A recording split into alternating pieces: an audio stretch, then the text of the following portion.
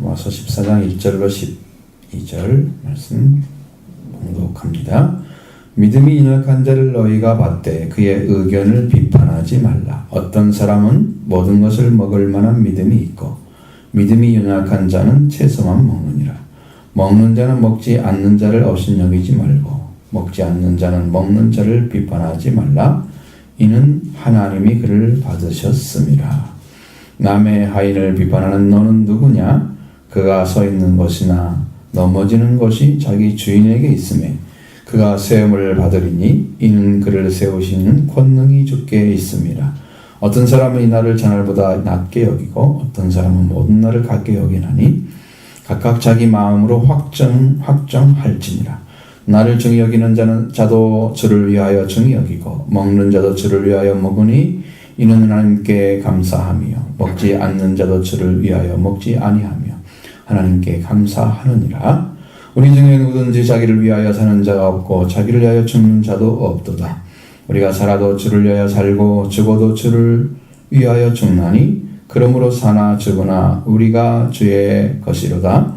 이를 위하여 그리스도께서 죽었다가 다시 살아나셨으니 곧 죽은 자와 산 자의 주가 되려 하심이라. 네가 어찌하여 네 형제를 비판하느냐? 어찌하여 네 형제를 업신여기느냐? 우리가 다 하나님의 심판대 앞에 서리라. 기록되었을 때 주께서 이르시되 내가 살아나니 모든 무릎이 내게 무릎이 내게 꿇을 것이요 모든 혀가 하나님께 자백하리라 하였느니라.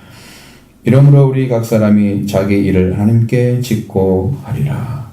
아멘. 형제에 대한 이야기가 아주 적나라하게 써 있습니다. 이게 무슨 얘기를 하려고 하냐면 믿음이 약한 자, 믿음이 강한 자, 이게 같이 신앙생활 할 수 있죠? 그러면 그들을 대하는 태도가 믿음이 약한 자를 보면서 믿음이 강한 사람이 업신여기고 그렇죠. 좀 믿음의 고백이 잘 안 되고 낮은 수준의 이야기하고 그렇게 하면 거기에 대해서 비판하게 되잖아요. 그럼 그 형제가 믿음으로 쓸 수가 없게 만들어진다는 거죠. 형제에 대한 비판은 아주 무섭게 다루고 있습니다. 아주 무섭게 다루고 있는데 형제를 비판해서 그를 믿음에 미끄러지게 하거나 넘어지게 하는 실족하게 하는 그런 믿음을 갖게 되면 안 되는 이유가 아주 하나님께서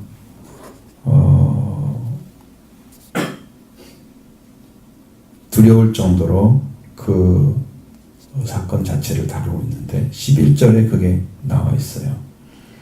내가 주께서 이르시되 내가 살아있나니 모든 무릎이 내게 꿇을 것이요 모든 혀가 하나님께 자백하리라. 그래서 만약에 이제 형제에 대해서 화가 나고 마음에 상처가 되고 또 그러한 생명을 업신여기는 태도, 말, 자세 이런 것들 있죠. 우습게 보고 다른 사람을 좀 자기 밑에 놓고 짓밟고 이런 거 있죠.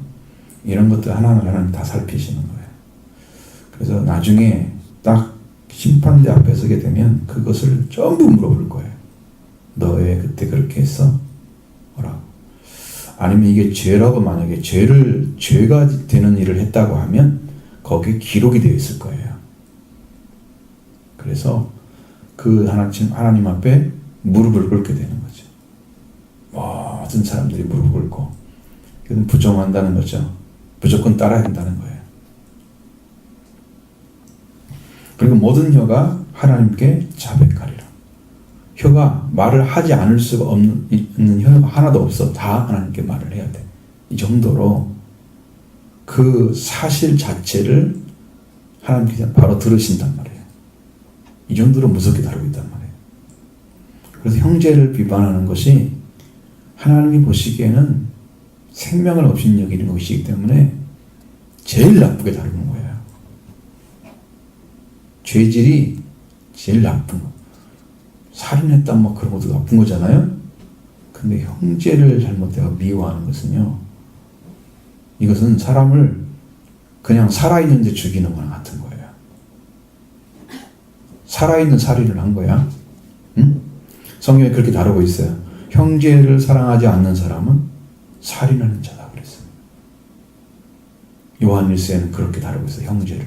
그러니까 성경에 다루는 형제관은 그를 하나님 앞에 세우기 위해서 여러분들이 대하고 살아야 되지, 그를 비판하고 누르고 자기 밑에 놓고 그 다음에 아무렇게나 이야기해도 괜찮고 그런 대상으로 보는 순간에 여러분은 이 말씀을 얻게 되는 거죠.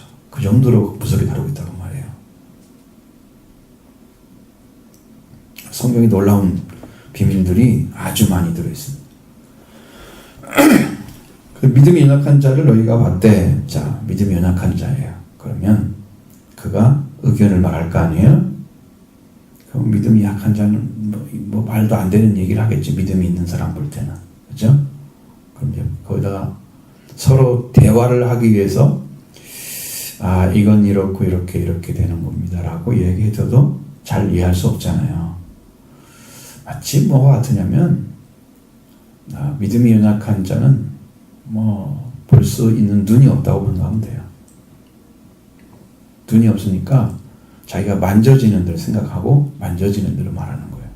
눈으로는 한 마리 더 코끼리가 딱 보인다고 해도 눈이 없는 사람은 자기가 만져진 어떤 부위를 가지고 코끼리는 이렇게 생겼어 라고 얘기한단 말이에요. 기둥처럼 아주 막 큰 기둥이 서 있는 것 같아. 다리 만지고 나서.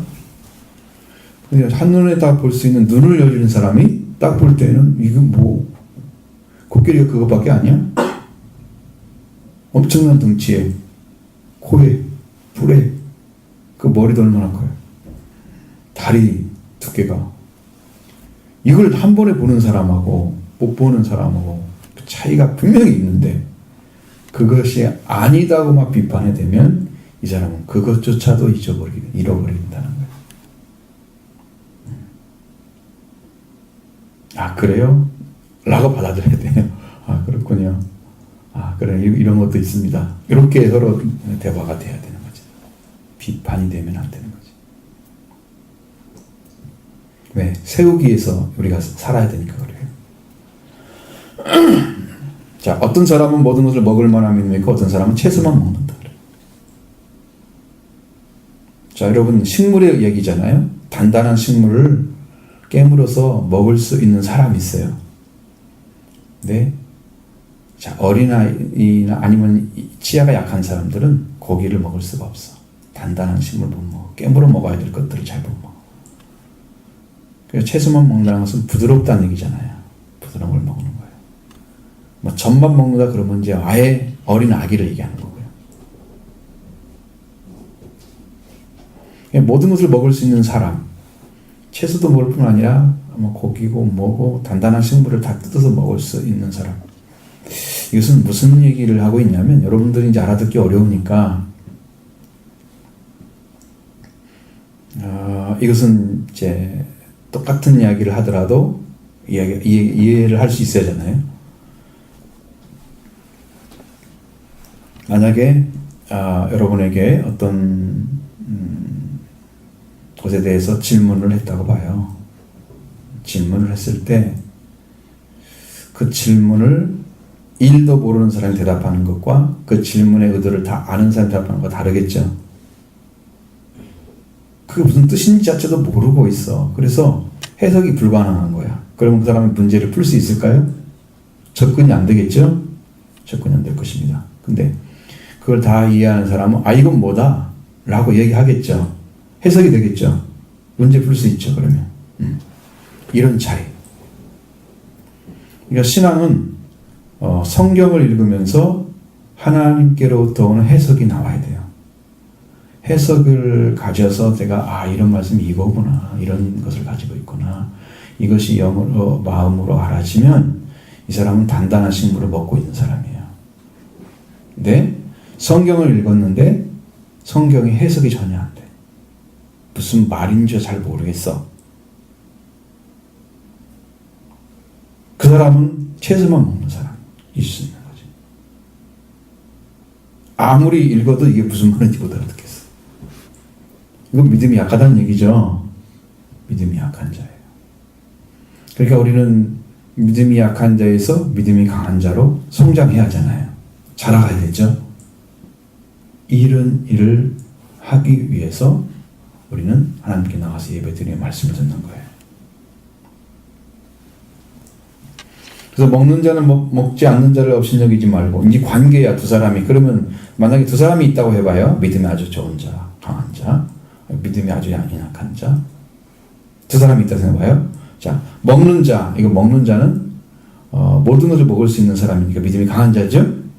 이 사람은 먹지 않는 자를 업신여기지 말고, 이거 먹지 않는 자는 먹을 수가 없다는 거죠. 못 먹어. 먹지 않는 자는 먹는 자를 비판하지 말고. 왜? 자기가 생각하는 것으로 또 이제 이 모든 걸 먹을 수 있는 사람을 갖다가 자기 잣대로 또 돼가지고 서로 또 비판해. 그럼 뭐가 돼요, 형제끼리? 역시나 믿음이 없는 사람도 믿음이 있는 사람을 비판한 거죠. 맨 처음에 연약한 자를 비판하지 말라고 그랬잖아, 믿음이 연약한 자를. 똑같이 된 거잖아요. 요거 하지 말라는 거예요. 자, 믿음이 없으면 믿음이 있는 사람이 가진 믿음을 인정해야 된다는 거예요. 내가 믿음이 없는데 믿음 이야기를 하는데 뭐 그런 것이 있어 라고 아예 업신여기 비판해버리면 자기는 그 자리에 이르지 않으려고 생각하는 것과 같이 되니까 아주 가장 나쁜 예가 되는 거예요. 자기도 그런 믿음을 갖고 구원받은 사람의 삶을 살아야 되니까 그것을 자기는 이해를 못해도 그것이 있다는 사실에 대해서는 인정을 해야 되는 거예요. 아, 그게 있어요. 전 잘 모르겠지만 믿겠습니다. 이렇게 믿는 거하고 아는 거하고는 달라요. 믿는 것은 받아들인다는 의미가 크고요. 안다는 것은 그것이 완전하게 나에게 온 것을 가리키는 거예요. 그러니까 이건 전혀 다른 이치인데, 이렇게 해서 하나님 말씀하신 것은 하나님이 그를 받으셨습니다. 누구도 다 받았다는 거예요. 먹지 않는 자도 먹는 자도 다 하나님이 받으셨다는 거예요. 그러니까 누구나 하나님 안에서 받아들여진 사람들을 서로 관계에서 비판의 관계나 업신여기는 관계로 들어가면 안 된다. 이게 믿음의 설정이에요. 여러분들이 믿음을 가진 자와 차이점을 서로 그런 게 나왔을 때 그런 문제에서 여러분은 굉장히 조심스럽게 다뤄야 된다는 거예요. 올바르게 판단하고 생각하고 내가 알 수 없는 것은 그냥 내려놓고 이거 잘 모르겠습니다. 인정하고 믿음 있는 사람들은 그걸 더 이야기하면 그렇습니까? 받아들이고 이렇게 서로 관계가 아름답게 이루어진다는 거죠. 그 이야기를 성경은 하고 있는 거예요. 너 남의 하인을 비판한 자가 누구냐? 그가 서 있는 것이나 넘어지는 것이 자기 주인에게 있으며 그가 세움을 받으리니 이는 그가 그를 세울 권능이 주께 있습니다. 자, 하인이라고 하는 사람들은 다 주인의 권세 아래 있어요. 그래서 이게 이제 주인이라는 여기 의미는 이게 주님이라는 의미와 같은 거예요. 주님이 믿음이 약한 자도 받으시고 믿음이 강한 자도 큰 자도 받으시고 그렇게 다 하시니까 그 세우는 권능이 주님께 있으니까 내가 왜 이런 사람을 비판할 필요가 없다는 거예요. 그건 그냥 받아들이는 정도예요. 세우는 분은 주님이시니까 그의 믿음이 약하도 받으셨으면 그 세운 거예요. 자, 6절에 어떤 사람이 이 날을 전날보다 낮게 여기고 어떤 사람은 모든 날 같게 여기나니 각각 자기 마음으로 확정할지. 이게 어려운 이야기예요. 자, 이 날이라고 하는 것은 우리가 주로 일주일 단위로 쓰잖아요. 그렇죠? 또 한 달 단위로 쓸 수도 있고 날이니까 이날 저날 그랬으니까 날짜가 하루는 아니겠죠? 그러니까 이게 날짜가 있는데 일주일 단위로 있다 그러고 지금 우리가 토요일까지는 원래 안식일은 토요일 금요일 저녁부터 토요일 해가 지기 전까지가 히브리식의 안식일이에요. 날짜 개념은. 그럼 우리의 개념은 12시 오정이 딱 되면 거기서 끝나죠. 하루 딱 체인지 되죠. 그런 개념은 아니에요. 6시간 차이가 나는 거죠. 날로 시간한 게 아니고 여기는 이제 우리가 우리식으로 가져와야 돼 일단. 그래서 여러분들이 자 주일하고 평일하고 어떻게 받아들이시는지 한번 체크를 해보시면 알 수 있습니다. 나는 주일을 특별한 날로 여기고 평일은 평범한 날로 여기고 이렇게 생각하는 사람이 있고, 어떤 사람은 주일의 개념도 잘 세워지지 않고 평일의 개념과 같은 사람이 있고, 어떤 사람은 평일을 매일 주일처럼 살아가는 사람이 있고, 완전히 다른 차원이죠. 그러니까 여러분들이 그걸 확정해야 돼. 믿음으로. 나는 내가 영신교회에서 교육 파트를 맡고 있었어요. 그때 뭐 찬양대도 하고. 전정신교 아시죠? 어디 있는지 알죠? 몰라요? 안덕원 다리 가기 전에, 옛날에 굴다리 지나기 전에 있어. 그때 아동부, 중고등부, 청년부, 찬양대 4가지를 하고 있었어, 혼자. 얼마나 벅찬지 알겠죠? 그걸 뭐 다 했어요. 그래도 그러면서 그때 하나님이 알려줬어요. 그때가 89년도였어요. 89년도. 하나님이 알려줬어요. 이날을 자날보다 낮게 여기고, 어떤 사람은 같게 여기고. 근데 그게 뭔가 나는 몰랐어. 근데 그 당시에 딱 봤어요, 마음에. 난 주일의 개념을 말한다. 왜? 우리는 성경에 말한 대로 월삭이나 아니면 안식의 개념이나 이런 것들이 이제 주일 개념 바뀌어버린 거야. 구약을 안 지키기 때문에. 구약의 방식으로. 원리는 가져오지만 안식 안 지나. 그래서 그때 딱 마음에 각오를 했어요. 나는 평일을 주일처럼 살리라. 그렇게. 그래서 주일의 개념과 평일의 개념이 없어요. 나는 날마다 주일의 개념만 있어요. 근데 여러분은 어떻게 생각하고 있습니까? 평일은 평일처럼 보고 주일은 특별한 날로 생각한다면, 그렇게 마음에 확정하면 여러분이 그렇게 지켜진다는 거예요. 다른 의미는 아니에요. 근데 그렇게 마음을 먹으니까 그때부터 주일의 개념이 따로 생기지 않았어요. 확정이 됐어요. 마음으로 확정을 그랬죠. 확정이 딱 됐어요. 그러니까 주일의 개념, 평일의 개념이 똑같습니다. 나는 그렇게 주님을 섬기리라. 그때 나이가 30살도 못했으니까 젊은 때잖아요. 딱 30 정도 됐겠네요. 정확하게. 그때 개념이었어요.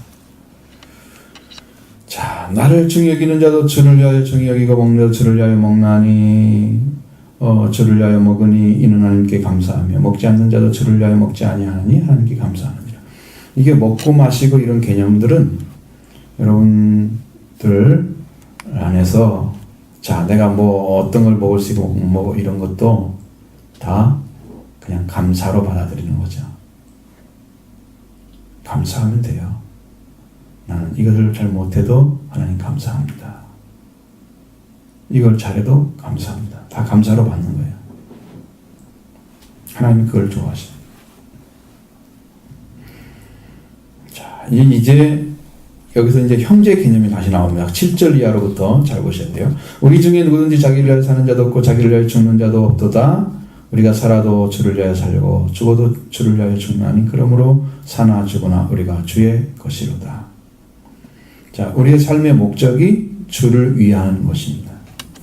그러니까 나를 중요하게 여기는 것도 주님을 위해서 그렇게 중요하게 여긴 것이에요. 확정을 했어요. 그렇게. 내가 지금 먹고 마시는 것도 마찬가지고 우리 주변에 살아가는 생활 자체도 다 주를 위한 것입니다.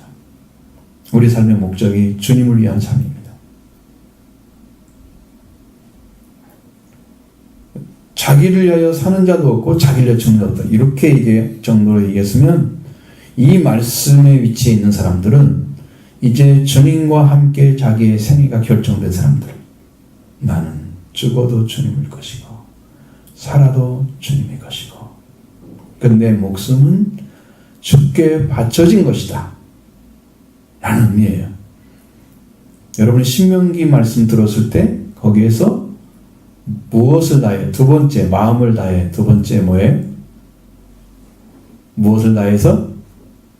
세 번째는 힘을 다하여. 뭐였어요, 중간에?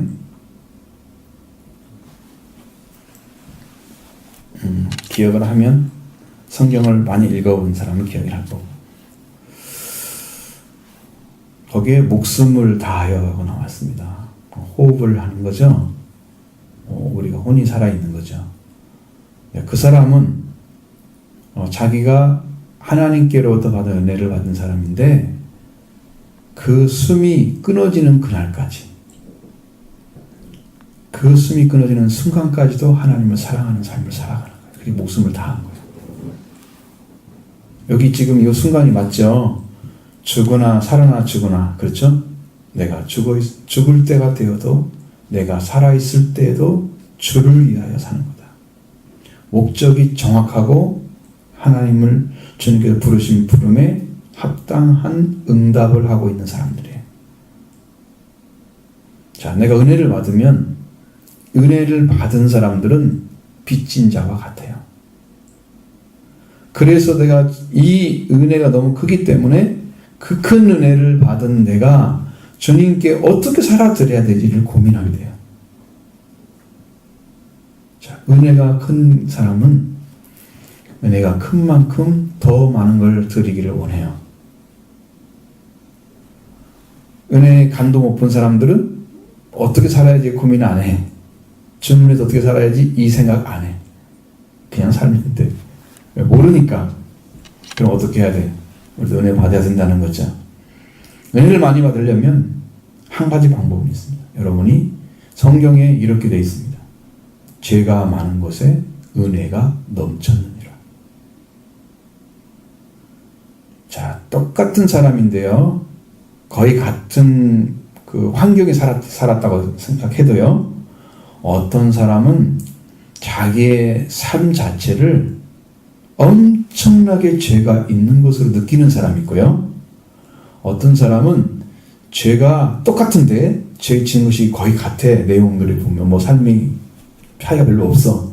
대동소이한데 어떤 사람은 죄를 짓지 않는 것을 느끼는 사람들이 있어요. 죄에 대한 감각이 엄청 강한 사람이 있고 엄청 약한 사람이 있어요. 그러니까 여러분 심령 안에서 정말 작은 것도 죄라고 느끼고 하나님 내가 살아면 안 되죠. 막 하면서 막 아파하고 힘들어하는 사람들은 죄가 큰 거야. 죄가 많이 지어졌던 죄 하나님 이거 어떻게 해요? 하고 막 하나님께 나오죠. 그걸 가지고 그런 사람들에게는 은혜가 임하면 강하게 임합니다. 저 사람이 무슨 죄를 짓길래 저렇게 죄인이라 그러지? 아니 우리가 아무리 봐도 하나님 말씀을 어기느라 지키려고 무척 애쓰는 사람인데 자기가 죄인이래. 그러니까 도대체 이해가 안 되는 거지. 우리 어떤 눈으로 볼 때는. 근데 자기는 그렇게 살면서 주님을 구하다가 주님을 만났는데 은혜가 넘치는 거예요. 죄가 많았다는 걸 알기 때문에. 어떤 사람은 죄에 대한 감각이 너무 둔해가지고 나는 죄를 지은 것처럼 생각해. 그래서 주님을 구하는데 아주 희박하지. 주님 나는 죄 때문에 못 견디겠어요. 죽을 수밖에 없는데 어떻게 고민하지 않습니다. 죄가 없는 곳에는 주 은혜가 없겠죠. 죄를 느끼지 못한 사람은 주님의 구원이 필요 없겠죠. 왜? 주님은 죄인을 찾으러 왔기 때문에. 그러니까 죄인 찾으러 주님을 만날 길이 없는 거야. 이 사람들. 이 안에 느낌이 없는 거야. 죄인이라는 사실 자체를 몰라. 감각이. 이 문제를 지금 다루는 거예요. 그래서 이 은혜를 받은 사람들은 죽으나 살아나 주를 위하여 사는 삶이 결정이 되는 거예요. 죽어도 주를 위해 살고 죽고 살아도 주를 위해 사. 우리가 살아 죽으나 주의 것이. 예. 죽음도 주님이 들어가셔서 죽음의 주가 되었고 산자의 주가 되셔서 주님 부활하셔서 예수님은 죽으시고 부활하셨기 때문에 죽은 사람도 살게 되고 산 사람도 살게 되고 죽은 자와 부활주와 산자의 주가 되신 거예요. 우리가 주님을 위해서 사나 죽으나 주의 것이 되는 것은 주님이 죽고 살으셨기 때문에 우리는 언제나 주님을 위해서 죽고 언제나 주님을 위해 살고 이렇게 사는 겁니다. 이 땅의 삶도 마찬가지고 영적인 삶도 그래요. 내가 주님께 드려준 주님의 삶을. 그래서 이제 이렇게 이 말씀을 딱 정리한 다음에 뭘 얘기하냐면 형제에 대해 다시 얘기하잖아요. 10절에 그렇죠? 네가 어찌하여 내 형제를 비판하느냐.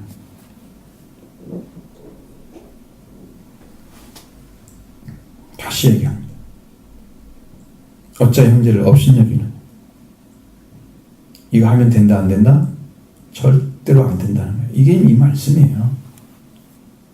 이게 주님께 드려진 삶을 살아가고 주님께 드려진 삶을 살기 위해서 부름받은 믿음의 자녀들은 이런 믿음의 삶을 살기 위해서 우리가 형제를 비판하면 안 된다. 하나님은 이것을 엄정하게 다루고 있다. 왜 이 말씀을 받은 바울이 이렇게 강력하게 얘기를 하겠어요? 형제를 비판하거나 업신여기는 일 자체가 하나님 보시기에는 가장 나쁜 거거든요. 자, 우리가 다 하나님의 심판대 앞에 서리라. 그렇게 돼. 그러니까 우리는 어떻게 하라는 거예요? 이거 업신여기거나 비판하는 이런 일을 하지 않아야 된다는 얘기하기 위해서 그런 거죠. 심판대 앞에 서리라. 그것은 반드시 심판을 받으니까 너는 그런 삶을 살지 마 라고 얘기하는 거죠.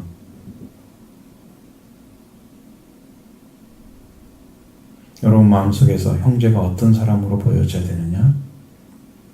여러분 눈이 하나님의 딸이나 하나님의 아들로 보여지면 돼요. 그러면 비판하거나 업신여기지 않습니다. 네? 그냥 내 혈육이나 나의 가치 있는 사람이나 그냥 내가 너무 허물없는 사람이니까 막 대해야 되는 것처럼 이렇게 쉽게 대하는 사람 대하면 그런 문제가 생기는 거예요. 지나가는 사람하고 시비 걸으면서 업신여기고 그거 할 수 있어요? 안 되죠. 잘 아는 사람께 벌어지는 일이 그것이다. 그래서 문제되는 거예요. 주께서 이르시되 내가 살았나니 주님이 살아있어. 주님은 살아있어. 이건 여기서는 여호와를 가리키는 거죠. 하나님. 모든 무릎이 내게 꿇을 것이요. 그러니까 어떤 사람도 불종하지 않을 사람이 없다는 거예요. 주님 앞에 와서는 다 무릎을 꿇어야 됩니다. 한 사람도 빼는 여유가 없다. 모든 사람이요. 그는 모든 여가 하나님께 자백하려 고백한다는 의미입니다. 내가 얘기를 해서 그냥 제가 물어보지 않아도 얘기를 해야 돼요. 거기 가면. 그러니까 여러분 형제를 사랑하고 주님과 함께 살아서 사랑을 가지고 온 사람은 주님이 보시면 아시겠죠? 그 성경에는 책이 두 가지 책이 있는데요. 한 가지 책은 생명록이라고 해서 생명을 기록한 책입니다. 이름이 써 있는 거죠. 저는 어떤 경우로 예수를 만나고 구원을 받고 이렇게 해서 예수를 시인하는 삶을 살고 형제를 살았다. 기록이 되어 있겠죠? 잘 기록되어 있습니다. 어떤 책은 행위책입니다. 그것은 책들이라고 써 있습니다. 성경에. 행위라고 쓰는 행위책입니다. 내가 어떤 삶을 살았는가에 대해서 지금 여러분이 보이지 않지만 천사들이 와서 다 적고 있는 거예요. 한 사람 한 사람. 그래서 그것을 나중에 고백하는데 성경의 원리가 이렇게 돼 있어요. 천사들과 아버지 앞에서 내가 시인할 것이다. 어떤 사람을 시인해 주냐면 예수님이 나를 이 땅에서 시인한 사람은 천사들과 아버지 앞에서 시인한대요. 그러면 아니 아버지가 몰라서 왜 그 천사들 앞에 왜 시인을 해? 그 말은 천사들도 알고 있다는 거예요. 우리 행위를. 우리의 삶을 알고 있다는 거예요. 왜? 그들이 와서 다 기록을 했기 때문에. 그걸 가지고 있기 때문에 내가 가서 기록한 사람, 이 사람은 이런 사람인데 예수님이 그것을 예수님을 시인해서 예수님을 믿고 있다고 고백한 그 사람은 예수님이 알죠? 이렇게 바뀌었어. 이 사람이 너희들 기록한 이건데 그래서 천사들과 아버지 앞에 시인이 되어져야 구원이 이루어져요. 거기서 인정 못 받으면 들어갈 게 없어요. 천국 못 들어갑니다. 성경이 그렇게 원리가 돼 있어요. 그러니까 우리의 삶이 형제를 없인 여기는 삶을 살았다. 저 사람은 우습게 여기고 일생 동안 그냥 원수를 여기며 살았다. 아무리 은혜를 구해도 그 사람 마음에 평안이 없어요. 왜? 은혜가 임하고 또 성령이 오시면 사랑이 회복되는데 사랑을 가지고 형제를 대하지 않는 사람이 어떻게 천국에 들어가겠어요? 그 은혜를 받지 못한 사람들은 일생 가는 거예요. 그게 그러니까 마음의 역기 여러분의 관계, 인간관계에서 문제가 있다고 생각하면 그걸 다 내려놓으시고 화해하셔야 합니다. 그래야 주님도 우리를 용서하시고 구원해 주십니다. 이 인간관계 잘못된 사람들 구원받지 못합니다. 그건 안 이루어집니다. 하나님 은혜만 받으면 되지. 사랑관계 그게 아닙니다. 성경에는 그렇게 안 돼 있어요. 원리가. 세례의 원리도 그렇게 안 돼 있고 여러분이 이것을 얘기해 주려면 아주 많이 있습니다. 그런 문제. 구원의 문제가 아주 걸려요. 그래서 이렇기 때문에 이러므로 우리 각 사람이 자기 일을 하나님께 직고하려 직접 고백하는 때가 온다는 거예요. 형제를 얼마나 귀하게 여겨야 되는지. 이것은 좀 두려운 심판의 말씀이지만 왜 심판의 말씀을 하셨느냐? 이것이 그렇게 지켜져야만 되기 때문에 그런 거죠. 엄청 중요하게 다루고 성경은 다루고 있습니다. 이게 믿음의 삶을 살아가는 사람들에게 이것이 꼭 필요한 거죠. 이 형제관계 잘해서 마음에 쌓여진 거, 누가도 원한이 있던 거, 원망 들을 만한 어떤 것들이 좀 조그마한 것들은 잘 안 보이겠죠. 그냥 지나가고 서로 화해하고 이렇게 지나가면 되는데 이게 마음에 걸려가지고 이렇게 원한으로 남아있거나 그 사람도 나를 이것 때문에 싫어하고 있을지도 몰라 하는 사람들이 있을 거예요. 그러면 그 사람을 만나서 정말 용서를 구하면 거기서 문제 해결돼요. 여기는요 산상보훈에 있는 성경에 나와 있어요. 마태복음 5장에 나와 있어요. 그 문제가 나와 있어요. 만약 그렇게 하지 않으면 너는 감옥에 영원히 있어야 된다는 거예요. 감옥에 못 나온다는 거예요. 이 땅에서 그 문제 해결하지 않으면. 자, 성경이 너무나 명확하게 이야기하고 있기 때문에 여러분의 신앙도 여러분 문제가 걸림돌이 없도록 하나님께 고백하고 또 하나님께 고백해서 마음 평화를 얻었으면 형제에 가서 고백하고 이렇게 해서 이런 관계를 다 회복해야 됩니다. 이것이 성경이 가르치는 말씀입니다. 자, 오늘 우리가 이 말씀을 생각하면서 우리가 기도를 하겠습니다. 여러분도 잠깐 기도하시면 좋겠습니다.